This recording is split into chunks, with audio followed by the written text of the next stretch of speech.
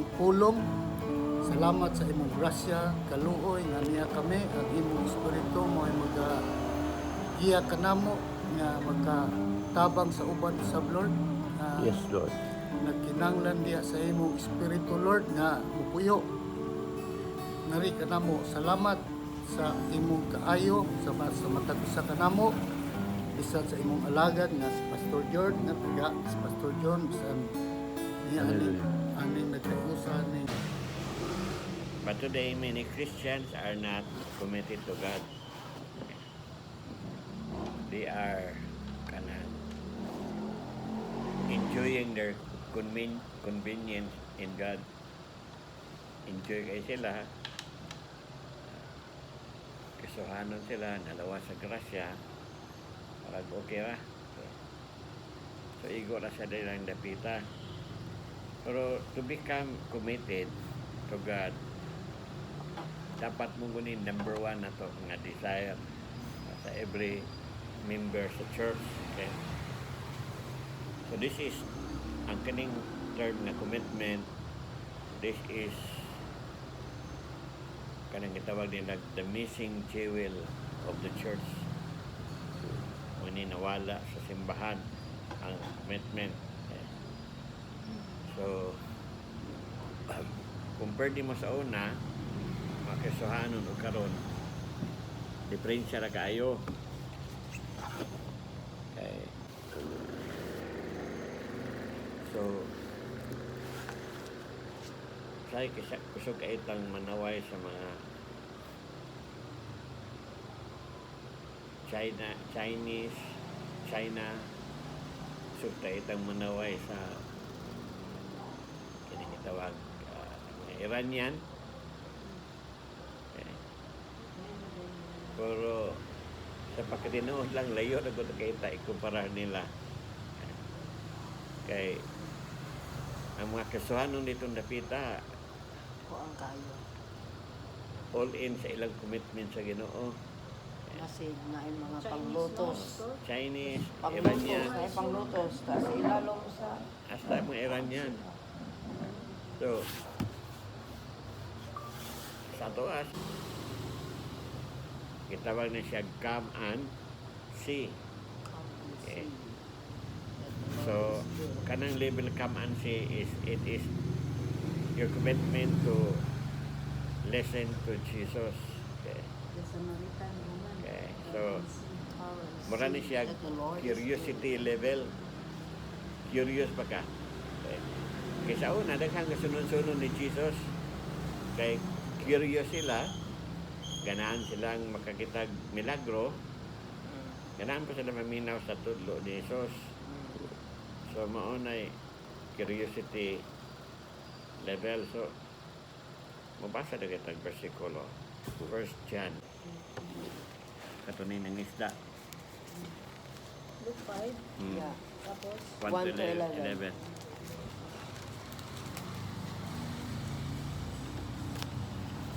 Sana. Gennesaret, with the people Gennesaret. crowding around him and listening to the word of God, he saw at the water's edge 2 boats left there by the fishermen who were washing their nets. He got into one of the boats, the one belonging to Simon, and asked him to put out a little from shore. Then he sat down and taught the people from the boat. Hanggang 11. when he had finished speaking, he said to Simon, "Put out into deep water and let down the nets for catch." Simon answered, "Master, we've worked hard all night and haven't caught anything, but because you say so, I will let down the nets." 6. When they had done so, they caught such a large number of fish that their nets began to break. 7. So they signaled their partners in the other boat to come and help them, and they came and filled both boats so full that they began to sink. 8. When Simon Peter saw this, he fell at Jesus' knees and said, "Go away from me, Lord, I am a sinful man." 9. For he and all his companions were astonished at the catch of fish they had taken. 10. And so were James and John, the sons of Zebedee, Simon's partners. Then Jesus said to Simon, "Don't be afraid. Now, don't be afraid. From now on, you will catch men." So they pulled their boats up and on shore. People to commit on building relationship sa iya ha. Okay. So, otong ingon Jesus, come and follow me. Okay. Come and see them. Come and follow. Then is come and surrender. Come and surrender. So, commitment ni to growing with Jesus. So, kini nga level, gitawag ni siya conviction level. Okay. Mark 8, 34 and 35.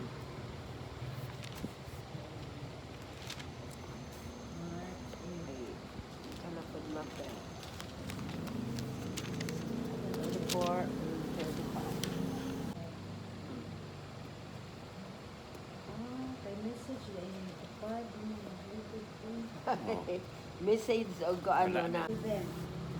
Whoever desires to come after me, let him deny himself and take up his cross and follow me. 35. For whosoever desires to save his life will lose it, but whoever loses his life for my sake and the gospel will save it. And Okay, so but kung wala kay conviction, di ko kaka nga level. Kay it demands total surrender. Okay. Total surrender. So, mo nga level nga, you will develop a deeper relationship with Jesus, and then your trust level also develop, and then your determination to serve Him. Papo nalig-on. Eh, mo yung conviction level. Sa atong review, level number 1, come and see. See, come and follow me. Curiosity level. Number 2, come and follow Follow me. me. Commitment level. Number 3, Uh, come and surrender. come and surrender. So, paano siya conviction level. So, muna nga level nga, you are committed to grow. Okay. So, level number 4, come and multiply. Okay, so this is, or tawag niya the commission level. Commission na ka. Matthew 28, 19 to 20. Is even in the end of the age. So, dua ka klase ang tawag ini. First is the call to reproduce. Okay, pasinyawon mo ka. Okay. Dayon, call to serve others. Okay. Okay, you are called to teach them what you receive from Jesus. Imo pong i-teach ngadto nila. Okay.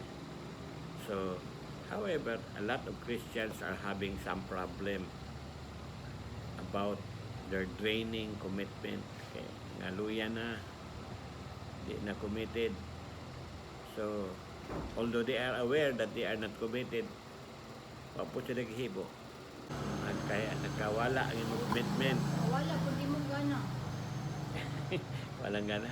Wala kung di mo gana. Kaya wala naman kay commitment. Palagay lang na. Hmm. So, naga pa na yung upat ka stages. Ito na laging buwan ba? Ano po magumila ni imo nagaman na maunsa nga na imo tubuok kalibutan. Tuwat ang sikilid mo nang luoy ka siya. His house and Peter followed at a distance. Now Peter followed. and Peter At a followed distance. at a distance. Oh. So before na ang hitabo, yung Peter, andam siyang magpakamatay ni Kristo. Oh. Sa gidakop na si Kristo, na ni Kuyo. Ni-deny naman siya. Iya mag-deny 3 times. So distansya na iyang following. Dito. Incognito na. Incognito. Okay. Di na siya andam matay. Hadlok mga si Tingo Grass Bata. May. So, muna yung una matabo. Ang imong pagsunod sa Ginoo, wala na distansya na.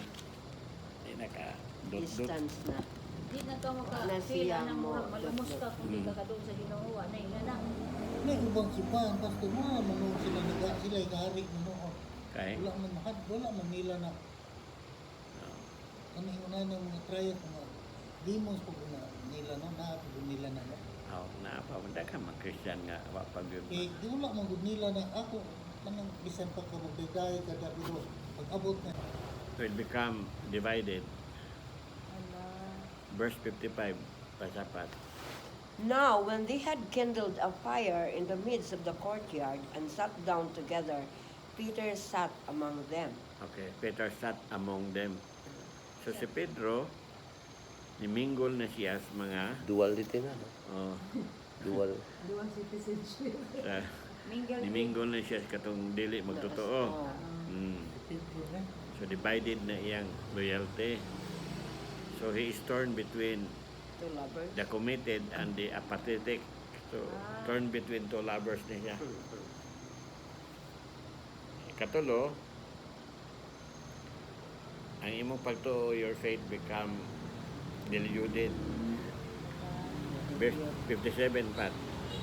But he denied him, saying, Woman, I do not know him. Deny niya Jesus. So, manay matabo. So his word now reveal his weaknesses. Even among men and women who post no immediate threat to him. Siya wala gutoy, di ko to ang kadlukan tong gamayng bayi.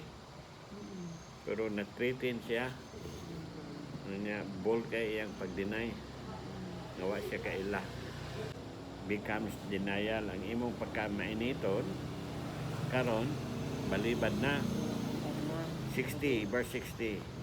But Peter said, Man, I do not know what you are saying. And immediately, while he was still speaking, the rooster crowed. Okay, so Peter, reject any association with Jesus. Yan, nagkumpanya, wa ako kailaan na, wa ako ilabot niya. Okay. So, iyang pag... We just pray, Lord, for the spiritual growth sa aming church Panginoon. Sulit sa pagkalusan ka na mong Ginoo, kung magapanalangin ka na mong Ginoo, magahapag ka na mong wisdom, Lord, that we will not give up, kundi continue, Lord, praying without ceasing, Father God. We know that you are the God who can hear us, O Lord God. And we give you thanks, Lord. We adore you, Father God. Nga bisag gamay ka. So, dinhi ang imong relasyon ni Jesus is your top priority. Okay. Dili mo labaw ang imong pamilya kang Jesus. Amen. So, sa ikaduha, itong commitment nga mo focus sa denying yourself and following Christ, verse 38 pa. Kaya, And he who does not take his cross and follow after me is not worthy of me. so, na-agree taking up of cross. 38. So, taking up of cross simply means suffering and death. Ikatulo, focus on discovering the source of life, okay, rather than being self-serving. Okay. Verse 39. He who finds his life will lose it, and he who loses his life for my sake will find it. Discovery kung sa what stuff? Source of life. This is good. Amen. So, dapat committed ka sa mga bulaton sa simbahan.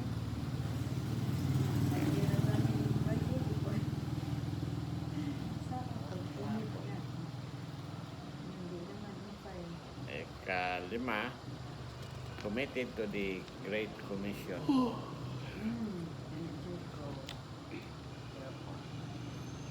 Matthew 28, 19 to 20. Mga ito ganina.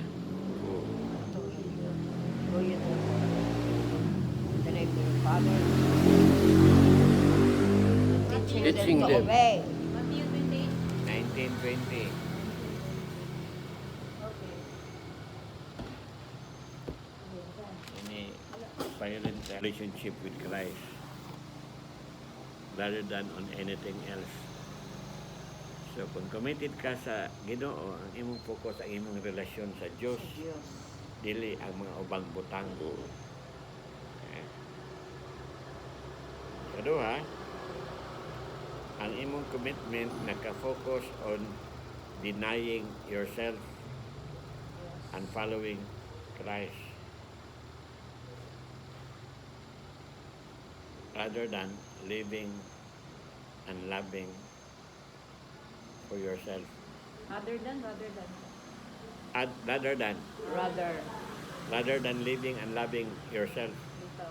focus So imong focus, denying yourself and you follow Christ. So number 3,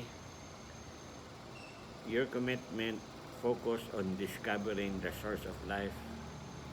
Focus on The source of discovering life. the source of life. the source of life. Okay. Ato balikan noon na. Matthew 10. Ato Matthew 10. Ato basihan ato butang bersikulo.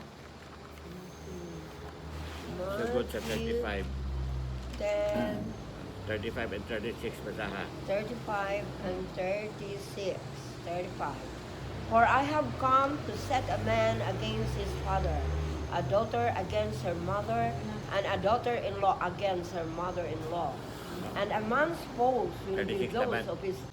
So the next question, what then should we be committed to? Number 1, dapat committed ta sa Ginoo. Okay, God the Father, Matthew 22:37. 22.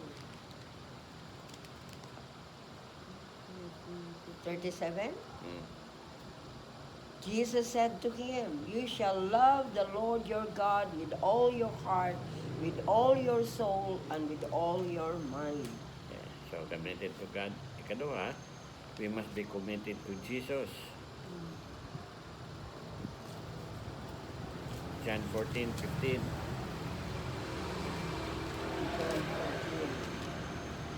If you love me, you will obey me. John 14:15. Love me. 14:15. If you love me, You will obey my commandments. keep my commandments. I will ask the Father. no good. Ikatulo, committed to the church. Hebrews 10:24-25.